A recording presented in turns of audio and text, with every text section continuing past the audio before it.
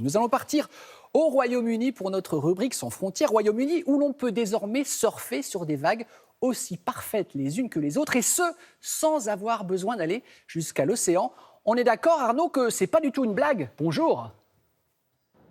Bonjour Damien, et non, je blague pas, et ça va même peut-être vous donner des idées ou donner des idées aux téléspectateurs pour la fin des vacances. Le concept a ouvert ses portes à Bristol. C'est une ville qui est située, pour ceux qui connaissent, à l'ouest de l'Angleterre, et c'est le deuxième lac artificiel du genre qui ouvre ses portes au Royaume-Uni. Un autre avait ouvert au Pays de Galles il y a quelques années. Et ce concept, il a été inventé en Espagne. C'est un lac artificiel grand comme une dizaine de piscines olympiques.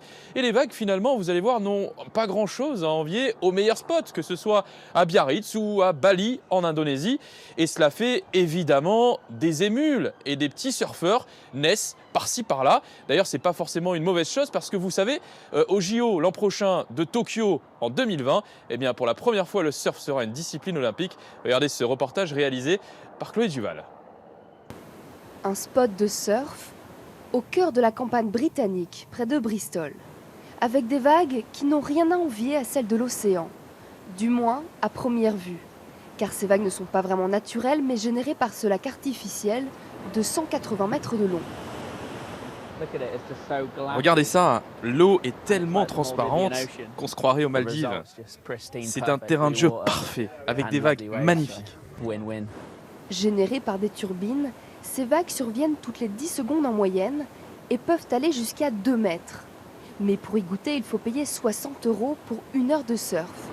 Nick Housfield a créé ce concept pour, dit-il, sensibiliser les jeunes générations aux bienfaits des activités de plein air. On a une vraie opportunité d'éloigner les gens, particulièrement les enfants, de leur ordinateur, de les amener à l'extérieur pour qu'ils interréagissent avec la nature. Et comme ça, ils améliorent leur santé et leur bien-être. L'installation a aussi été conçue pour qu'elle soit accessible aux personnes handicapées qui peuvent ici surfer en toute sécurité. Je suis vraiment ému quand je vois ça, franchement. Regardez, je n'ai même pas de mots pour décrire combien c'est incroyable pour moi. Mais quel impact sur l'environnement? Le fondateur répond à ses détracteurs en affirmant que c'est une attraction verte qui fonctionne avec de l'énergie renouvelable.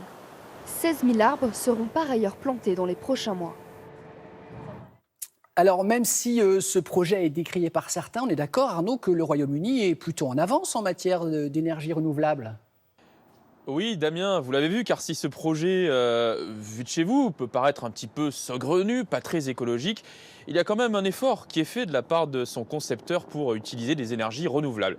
Et figurez-vous que dans ce domaine, le Royaume-Uni est en avance, parce que le Royaume-Uni, dans sa production d'électricité, utilise majoritairement des énergies renouvelables et non pas des énergies fossiles. D'ailleurs, 20% de l'électricité qui est produite outre-Manche est issue, par exemple, des éoliennes. Et il y a une volonté politique, pas sûr que le pari finalement sera tenu, eh bien, d'arriver à une neutralité carbone d'ici à 2050. On prend date, on essaiera d'être là pour vérifier. Bon, nous y serons, bien évidemment. Merci beaucoup, Arnaud, et bonne journée. Have a nice day, comme on dit chez vous.